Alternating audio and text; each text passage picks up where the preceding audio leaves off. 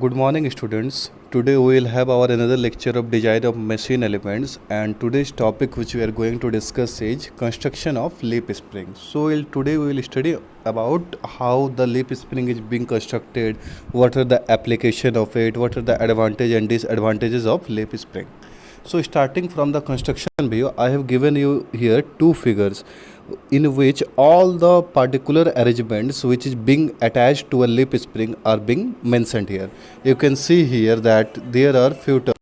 So as here, these are the egg shaped and these are the original ordinary rounded ones, and in the leaf portion you can get through that is the longer leaf. At the end of these two longer leaves, extra full length leaf spring eye are being connected. That is the end portion are known as spring eye. This is the full length leaf, this is the graduated leaves, center bolt, trimmed ends, all the particular systems or tools that are being attached to a leaf spring is being attached and being mentioned in this figure. You can go through one by one. So now coming back to the construction overview. So what is this? A leaf spring is of semi-elliptical form and consists of number of leaves. You can go through this by this figure, that is it is a form of semi-elliptical shape, and you can see this is a form of semi-elliptical shape and it consists number of leaves. What are these points are the leaves. You can see that 1 2 3 4, these are the leaves. So the longest leaf is called as master leaf. The uppermost leaf, you can see from the figure that is the uppermost most leaf is the longest leaf, so that leaf is mainly known as master leaf and has its ends formed in the shape of eye. I have already given you this is the spring eye, so its end are attached in such a way that it looks like a shape of an eye, through which bolts are passed to secure the spring to its support, and through this the bolts are mainly attached and to secure the spring at the end of its support to give the spring its strength. So that's why the various bolts are passed through this spring eye. The other leaves are called graduated leaves. The other leaves means below that master leaf there are many number of leaves, and those leaves are in decreasing order of length. So all these leaves are mainly known as graduated leaves. That means the uppermost leaf or the uppermost leaf, the maximum length, full length leaf will be mainly known as the master leaf, and other leaves will be known as graduated leaves.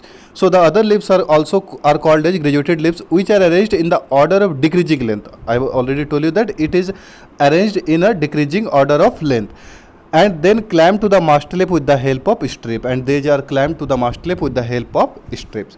Since master leaf has to withstand vertical bending loads as well as loads due to sideways of vehicle, therefore due to presence of stresses caused by these loads, it is usual to provide two full length leaves and rest as graduated leaves.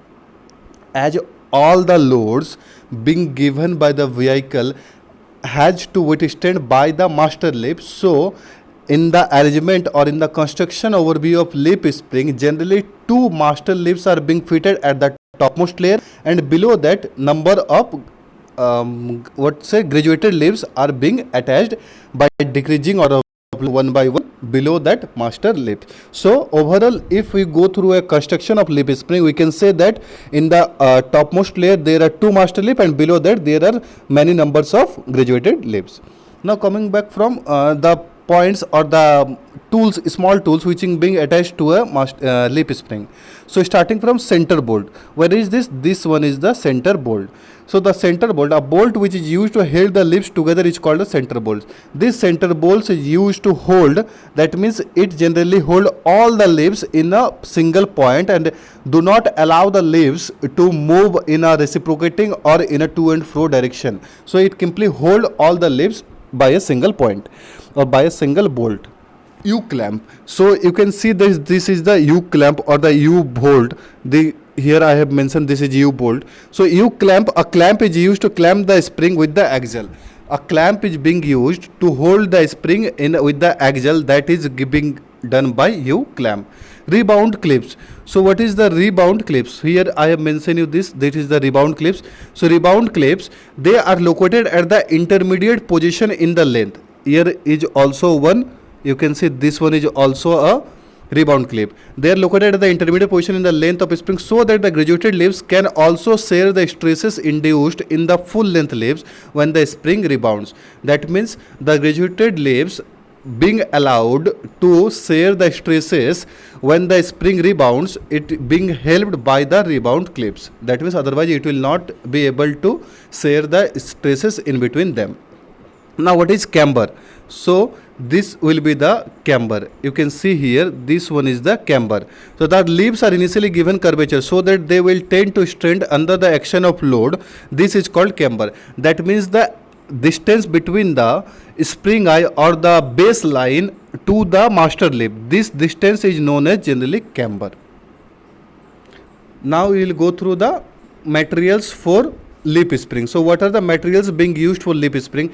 That are oil hardened tempered alloy steel such as 50 Cr1, 50 Cr1 V3, that means 50 chromium 1, vanadium 23, 55 silicon 2, manganese 90. These are the various representation of way of the materials for being used in leaf spring. So now we'll go through the advantages. So advantages: leaf spring acts as a structural member rather than energy absorbing device. It is mainly act as a structural member.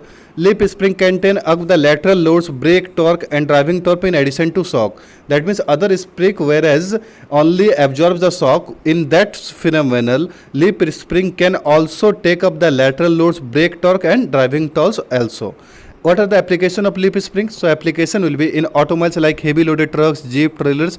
In these vehicles, leaf spring are being used in machines to absorb shock loads. So these are the basics overview of leaf springs. So this is the basic construction overview, and these are all the materials, advantage and application of leaf spring. I hope you will understand what are the basic construction and application of leaf spring. So for today's class, this is I am ending my session by this.